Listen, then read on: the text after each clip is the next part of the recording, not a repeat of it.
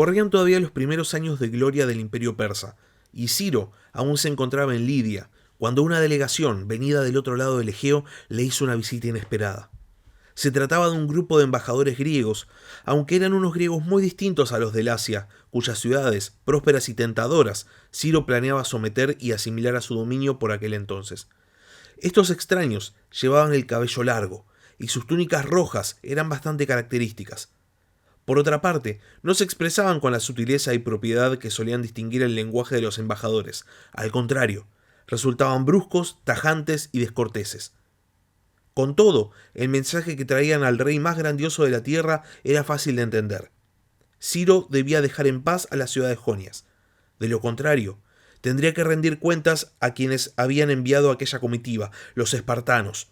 Era evidente que para aquellos extranjeros la sola mención de su pueblo debía de helarle la sangre al que la escuchase, puesto que no añadieron nada más.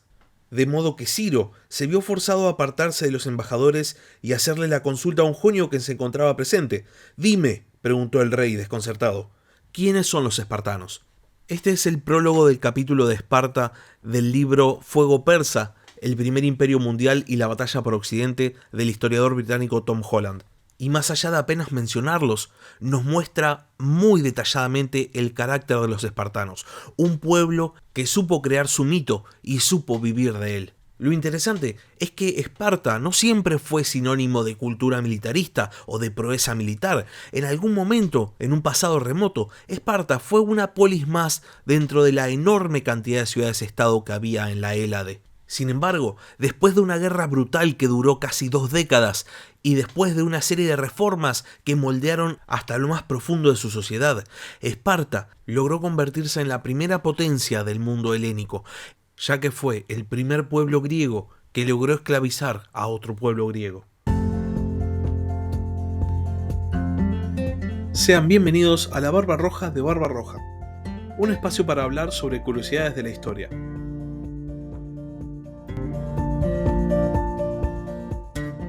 Cuando empezó a pasar el caos que había producido el colapso de la Edad del Bronce, después del periodo que se conoce como la Edad Oscura, en Grecia surge un nuevo tipo de estado, uno donde la autoridad no emanaba de un templo o de un palacio, como habían sido las antiguas civilizaciones, sino que la autoridad emanaba de un acuerdo entre personas que se percibían como pertenecientes a un mismo lugar, eran ciudadanos. Este era el surgimiento de la polis, la ciudad-estado.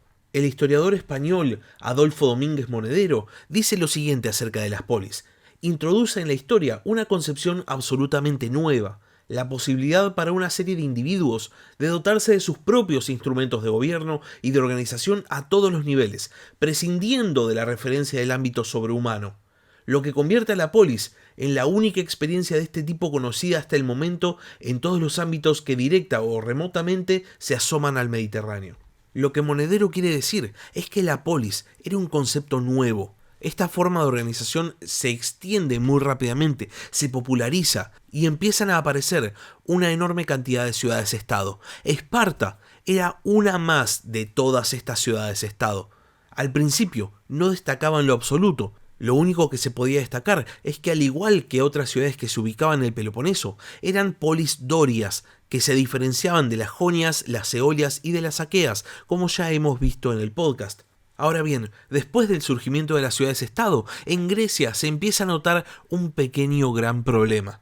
Después de un periodo tan tumultuoso que había implicado la caída de civilizaciones, la migración de pueblos y el surgimiento de un nuevo tipo de organización estatal, Grecia estaba superpoblada. Las pequeñas ciudades-estados habían empezado a expandir y pronto se vieron desbordadas de ciudadanos, y muchas polis decidieron que era hora de migrar, hora de fundar colonias. Esparta, por otro lado, que había sido fundada en un valle cerca del río Eurotas, no tenía salida al mar, por lo cual los espartanos no se podían dedicar a la colonización, más allá de que fundan una colonia en el sur de Italia, llamada Taras o Tarento. Sin embargo, esta única colonia no soluciona el problema de sobrepoblación. Los espartanos, así como otros griegos, también habían incorporado a población circundante a su organización estatal. La diferencia es que los espartanos no le habían dado el estatus de ciudadanos a estos nuevos incorporados, sino que se habían transformado en periecos, extranjeros constantes dentro del territorio en el cual habitaban, libres, pero extranjeros. muy pronto, los problemas empezaron a surgir en Esparta. La superpoblación había traído pobreza, y la pobreza había generado descontento social. Se necesitaban una serie de reformas, se necesitaba un cambio radical. Y es en este momento de necesidad que aparece el legislador Licurgo, quien va a crear una serie de normas que van a quedar plasmadas en la constitución espartana. Licurgo es una de esas figuras semi-históricas o semi-míticas que todo el mundo piensa que existió, pero nadie puede asegurar que realmente haya existido. Se cree que vivió entre el siglo IX y el siglo VII a.C., y además muchos historiadores antiguos lo mencionan, como es el caso de Jenofonte, que en su obra La República de los Lacedemonios dice acerca de Licurgo lo siguiente: se me ocurrió un día que Esparta, más allá de ser uno de los estados menos poblados, era, evidentemente, la ciudad griega más poderosa y celebrada, y empecé a preguntarme cómo podía haber pasado esto. Pero cuando consideré las instituciones de los espartanos, dejé de preguntar. Licurgo, quien les dio las leyes que obedecen y a quien le deben la prosperidad, a quien admiro con asombro y creo que alcanzó el límite de la sabiduría, porque no fue imitando a otros estados, sino creando un sistema diferente al de todos los demás, que hizo a su país preeminentemente próspero. Lo que Jenofonte dice es que las reformas de Licurgo refundaron el estado espartano. Ya no iba a ser simplemente una polis más, sino que Esparta se iba a transformar en un estado completamente distintivo. Iba a ser la polis lacedemonia. Ahora bien, lo interesante acerca de las reformas de Licurgo es que no son solamente reformas políticas, sino, sobre todo, son reformas sociales. Y si bien no hay una fecha específica de escritura, de hecho se especula con que la Constitución nunca se escribió, sino que se fue formando a través de los años, lo que sí podemos ver es un antes y un después. En el ámbito político, después de las reformas de Licurgo, Esparta pasó a estar gobernada por dos reyes, pasó a transformarse en una diarquía, donde ambos reyes iban a tener los mismos derechos y la misma autoridad. A su vez, las funciones políticas y administrativas estaban en la Gerusia, el Consejo de Ancianos, al cual podían acceder todos los ciudadanos mayores de 60 años. La clave de las reformas de Licurgo era establecer la eunomia. A diferencia del resto de las ciudades griegas, el ciudadano espartano tenía un nombre particular, homoioi, un igual. Y este concepto no solo significaba que los homoioi eran iguales ante las leyes de Esparta, sino, sobre todo, significaba que habían tenido una vida igual, porque Licurgo regula absoluta y totalmente todos los aspectos de la vida de los espartanos, tanto hombres como mujeres. Empecemos por la parte femenina de la sociedad espartana. Licurgo consideraba que solo una pareja fuerte podía producir hijos fuertes, y por este motivo no solo hacía énfasis en el ejercicio masculino, sino también hacía énfasis en el ejercicio femenino. Las mujeres tenían que competir entre ellas en carreras y tenían que ejercitarse de la misma manera en que lo hacían los hombres. Por otro lado, la mujer espartana debía educarse y tenía muchos más roles y muchas más actividades que el resto de las mujeres de Grecia. Licurgo establece que solo de esta manera la mujer espartana puede engendrar al poderoso ciudadano espartano. Y en este sentido, las mujeres, según las leyes de Licurgo, tenían que casarse muy temprano y también, al igual que los hombres, estaban obligadas a engendrar. En cuanto a los hombres, todos debían seguir un estricto modelo de vida, que implicaba no solo su educación, su entrenamiento, el servicio militar, sino también la manera de vestirse, la forma de llevar el pelo y también la manera de comer. Por un lado, los espartanos tenían que vestir con una túnica roja y tenían que llevar el pelo largo. La opulencia, tan característica de las sociedades de comerciantes como era la sociedad griega, ahora pasaba a ser algo totalmente mal visto. Esparta iba a seguir teniendo escalas sociales, iba a haber ricos y pobres, pero todos tenían que verse exactamente iguales. Los espartanos habían nacido para servir al Estado, y si el rol de las mujeres era engendrar, el rol de los hombres era luchar. Para asegurar la formación del hombre espartano, Licurgo establece una serie de normas e instituciones, entre las cuales estaba la famosa agogé. La idea era educar al hombre espartano y que se transformase de un simple espartiata, es decir, de un habitante de Esparta, en un homoioi, un ciudadano con plenos derechos. El sistema educacional en Esparta se dividía en diferentes etapas, separadas por edades. Cuando un varón espartano nacía, primero que nada, los ancianos debían asegurarse de que el recién nacido estuviese sano.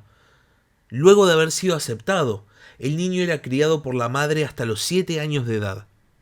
A partir de ese momento, comienza la agogé, donde el Estado espartano se hace cargo de la educación del niño, separándolo de su familia hasta los 12 años de edad. En esta primera etapa de la agogé ya se empezaba a inculcar el entrenamiento físico, sobre todo mediante juegos y pruebas, y también se enseñaba a leer, a escribir y diversas artes como música, danza, poesía, etc. Los jóvenes espartanos eran divididos en compañías llamadas Ilai, y a cada una de estas Ilai se le asignaba un tutor, elegido entre los ciudadanos más distinguidos. Este tutor va a tener a cargo la educación de los jóvenes espartanos en la segunda etapa de la agogé. Jenofonte nos cuenta que el tutor tenía a cargo la disciplina de estos grupos de jóvenes espartanos y que en caso de ausencia del tutor, cualquier ciudadano espartano, es decir, cualquier homoioi, podía hacerse cargo y tenía la potestad de castigar a los jóvenes espartanos si lo consideraba oportuno.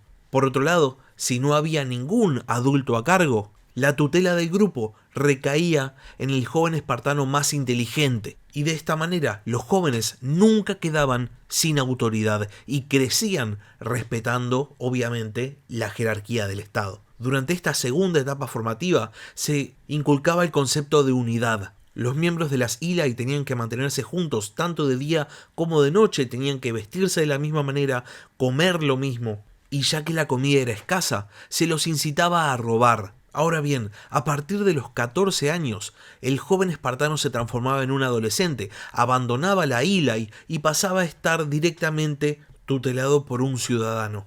La idea era que este tutor personal introdujese al joven espartano en la sisitía, la famosa comida comunitaria de los espartiatas. Finalmente, a los 20 años, y habiendo concluido oficialmente su educación, el joven espartano iniciaba su entrenamiento militar. Solo a partir de este momento, el hombre espartano puede empezar a dejarse el pelo largo. Por último, a los 30 años, habiendo cumplido todas las instancias educativas propuestas por el Estado espartano, el espartiata se transforma oficialmente en un homoioi, un igual, un ciudadano espartano de pleno derecho. Es solo a partir de que se transforma en un homoioi que el espartiata puede empezar a participar en la asamblea y también puede integrar la falange de hoplitas. Con todas estas reformas, Licurgo no solucionaba el problema base de Esparta, que era la superpoblación y la falta de nuevos territorios, pero sí dotaba al Estado espartano de una poderosa herramienta si quería perseguir una expansión territorial. No solo el ejército, sino la disciplina de toda su población. La leyenda cuenta que Licurgo estaba tan comprometido con las leyes que había creado que antes de irse de viaje hizo jurar a los espartanos que iban a respetar a rajatabla sus leyes hasta que él volviera a la ciudad. Cuando obtuvo una respuesta positiva, Licurgo se suicidó, asegurándose de que los espartanos respetaran las leyes que él había creado por siempre. Ahora bien, mientras todas estas reformas estaban teniendo lugar, Esparta se encontraba inmersa en su primera gran guerra contra otro estado griego, la primera guerra mesenia. Los mesenios, vecinos de los espartanos, eran dorios al igual que los habitantes de Lacedemonia. Sin embargo, había surgido entre Mesenia y Esparta una rivalidad irreconciliable. Finalmente, y después de un pequeño incidente que sirvió como excusa, Esparta, que no había solucionado sus problemas de superpoblación, pero que ahora tenía una herramienta para intentar solucionarlo, que era su ejército, se lanzó a la conquista. Y para ilustrar el devenir de la primera guerra mesenia, voy a citar nuevamente el libro Fuego Persa de Tom Holland. Hacia el 700 a.C., los espartanos ya habían logrado la asombrosa hazaña de cruzar la cadena del Táigeto, frontera natural intimidatoria donde la hubiese, y habían lanzado también una ofensiva para anexionarse la tierra de Mesenia, que se extendía más allá del Táigeto hacia el oeste. Los campos extensísimos que allí se encontraban, buenos para el arado, buenos para el cultivo de la fruta, eran incluso más fértiles que los de Lacedemonia, y aunque también los mesenios podían presumir del linaje de los dorios, los espartanos habían demostrado su desdén por cualquier lazo de parentesco mediante la brutalidad de aquel asalto, que solo daba cuenta de un carácter tan implacable como resuelto. Porque, aunque un territorio tan extenso como Mesenia no se podía subyugar con tanta facilidad, los espartanos, fieles a su denodado objetivo, continuarían regando con sangre aquellos campos y bosques durante décadas. Cuando al fin llegó, la rendición de los mesenios fue completa, aunque aquella victoria forzada llevó a los conquistadores más de un siglo. La reducción a la esclavitud de un pueblo griego a manos de otro pueblo griego era un hecho sin precedentes, y no solo valió a los espartanos la mayor riqueza de Grecia, sino que los convirtió en una raza prodigiosa, desconcertante, única. En opinión de los propios espartanos, aquella aura la tenían muy merecida, porque ¿dónde sino en un mundo que hacía tiempo había dejado atrás la edad de oro de sus héroes podía encontrarse un linaje que viniera desde el propio rey de los dioses? Los espartanos eran creyentes devotos. Sabían que estaban a la sombra de los caprichos divinos en todo lo que hicieran. Ofender a los dioses podía significar perderlo todo, y atender a sus deseos aseguraba la grandeza de Esparta. Fue así como finalmente los espartanos conquistaron Mesenia, y fue así como ante aquella campaña interminable, Esparta se redimió de una crisis todavía mayor, un cataclismo social que había lindado con la fatalidad y del que de modo sorprendente surgió como un modelo de eunomia. Finalizando esta cita, les recomiendo una vez más el libro Fuego Persa del historiador Tom Holland. Las reformas de Licurgo y la victoria en la Primera Guerra Mesenia fueron prácticamente paralelas, y si bien Esparta se transformó en un estado rico de repente al haber esclavizado a otro estado griego, el influjo de riquezas proveniente del botín de la guerra no había solucionado el nivel de pobreza en el cual vivían muchos ciudadanos espartanos. Había en Esparta una aristocracia muy pudiente y por otro lado había un sector de la población que vivía en una absoluta pobreza y que ni siquiera tenía tierras. Dentro de las reformas de Licurgo hay una parcelación de las tierras. De hecho, a cada uno de los espartiatas que completaba la formación del Estado y que se transformaba en un homoioi, se le asignaba una parcela de tierras. Y si se preguntan qué pasó con el pueblo conquistado, qué pasó con los mesenios pasaron a formar la tercera clase dentro de la sociedad espartana. Si recuerdan, hablamos de los espartiatas, de los ciudadanos de Esparta. También hablamos de los periecos, aquellos extranjeros que vivían dentro de Esparta y que no tenían los mismos derechos que los espartiatas. Y por último, la tercera clase es la de los hilotas, conformada por los mesenios, por el pueblo conquistado, y que consistía básicamente en la esclavitud de todo un reino. Los hilotas pasaron a realizar todas las tareas que eran consideradas indignas para los espartiatas. Se transformaron literalmente en los esclavos de los espartanos, y cada uno de los homoioi, cuando recibía una parcela de tierra, también recibía un número de hilotas. De esta manera, y a costa de su vecino conquistado, Esparta se transformó de una ciudad-estado más en la primera gran potencia del mundo helénico. Finalmente, y como resultado tanto de las reformas de Licurgo como de la Primera Guerra Mesenia, Esparta estandarizó su ejército, desechando completamente la caballería para basarse únicamente en un núcleo de infantería pesada, los famosos hoplitas espartanos. Esto tenía una razón de ser tanto pragmática como simbólica. Por un lado, simbólicamente la caballería era en la sociedad griega símbolo de opulencia. No cualquiera podía costearse un caballo. Y si había quien pudiese costearse un caballo y quien no, entonces la igualdad de los ciudadanos era inexistente. Y por otro lado, en el sentido pragmático, el muro hoplita se adecuaba perfectamente a las necesidades de la formación espartana y encajaba perfectamente en el sistema educativo que había creado Licurgo. Los hoplitas tenían que luchar todos juntos como una unidad, y pareciera que para eso los espartanos habían sido entrenados toda su vida.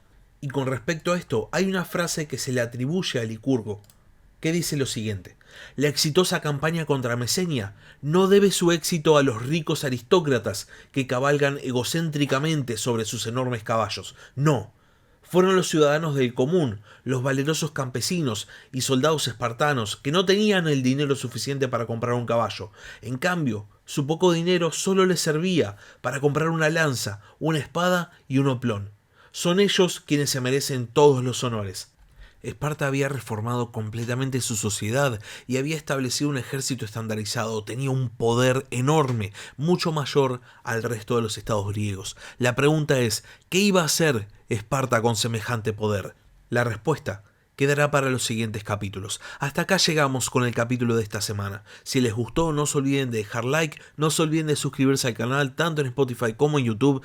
Y si tienen algo para decir, algo para preguntar o simplemente quieren comentar algo, pueden escribir un comentario en YouTube o pueden mandar un mail al mail del podcast, labarbarroja@gmail.com. También por último pueden seguirme en Twitter en @barbarrojacast.